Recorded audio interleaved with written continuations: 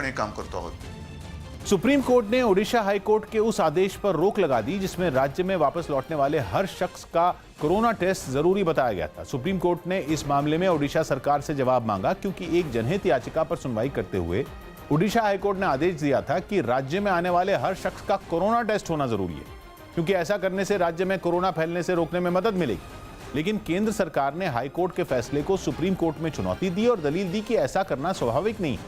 साथ ही केंद्र की तरफ से सुप्रीम कोर्ट में यह भी कहा गया कि सरकार एक प्रोटोकॉल के तहत लौटने वाले लोगों का चेकअप करती है और राज्य में दाखिल होने वाले हर शख्स का कोरोना टेस्ट करना संभव नहीं है, जिसके बाद सुप्रीम कोर्ट ने ओडिशा हाई कोर्ट के फैसले पर रोक लगा दी। यूपी के सीतापुर में लोगों को कोरोना के खतरे से जागरूक करने के लिए सड़क पर एक पेंटिंग बनाई गई।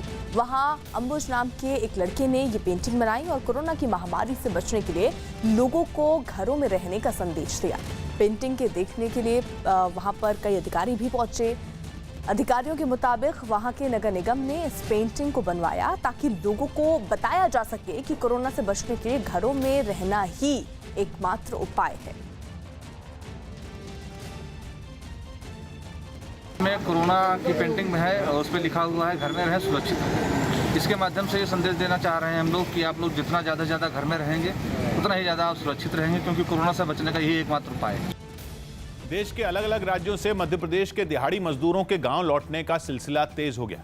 ये सभी मजदूर लॉकडाउन लागू होने के बाद से फंसे हुए थे, जो अब स्पेशल ट्रेनों के जरिए एमपी लौटने लगे हैं। पंजाब के लुधियाना से भी एक ऐसी ही स्पेशल ट्रेन ग्वालियर पहुंची, जहां ट्रेन से उतरने के बाद ये सभी लोग सोशल डिस्टेंसिंग के नियम का पालन करते हुए स्टेशन से बाहर निकले, जिसके बाद इन लोगों की थर्मल स्क्रीनिंग की गई, यानी इनके शरीर का तापमान मापा गया। साथ ही इन मजदूरों की जानकारी भी नोट की गई। इसके बाद इन लोगों को वहां पर पहले से मौजूद बसों के जरिए अलग अलग जिलों में उनके गाँव भेज दिया गया। लेकिन गाँव लौटने से पहले इन मजदूरों ने लॉकडाउन के दौरान हुई परेशानियों का जिक्र किया। पैसे का बहुत दिक्कत आ रही थी, खाने पीने की, इसलिए हम लोग अपने गाँव भाग आए। जो लग गया लॉकडाउन तो इसलिए मेरे को आना पड़ गया, पैसे ऐसे नहीं थे। इसी तरह एक दूसरी स्पेशल ट्रेन मजदूरों को लेकर मध्य प्रदेश के सागर रेलवे स्टेशन पहुंची, जहां पहले से ही मौजूद स्वास्थ्य विभाग की टीम ने इन सभी लोगों की मेडिकल जांच की और फिर इनको बसों में बैठाकर उनके गांव रवाना कर दिया गया। अपने राज्य लौटने से खुश इन लोगों ने बसों की खिड़कियों से हाथ हिलाकर वहां पर मौजूद अधिकारियों का शुक्रिया अदा किया।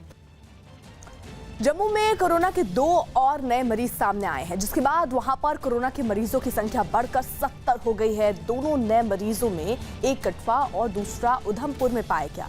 कोरोना के दोनों नए मरीज कुछ दिन पहले दिल्ली से लौटे हैं। फिलहाल दोनों को क्वारंटीन सेंटर में रखा गया है।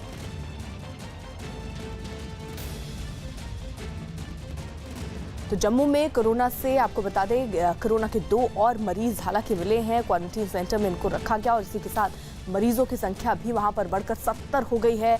दोनों नए मरीज जो है वो एक कठुआ से और दूसरा उधमपुर से बताए जा रहे हैं और कोरोना के दोनों ये मरीज जो हैं वो कुछ दिन पहले ही दिल्ली से लौटे हैं। आने वाले वक्त में कैलाश मानसरोवर की यात्रा आसान हो जाएगी और यात्रियों को पहले के मुकाबले कम पैदल चलना पड़ेगा। ऐसा इसलिए क्योंकि भारत की सीमाओं पर सड़क बनाने वाले संगठन BRO यानी बॉर्डर रोड्स ऑर्गेनाइजेशन ने करीब 80 किलोमीटर की लिंक रोड तैयार कर दी।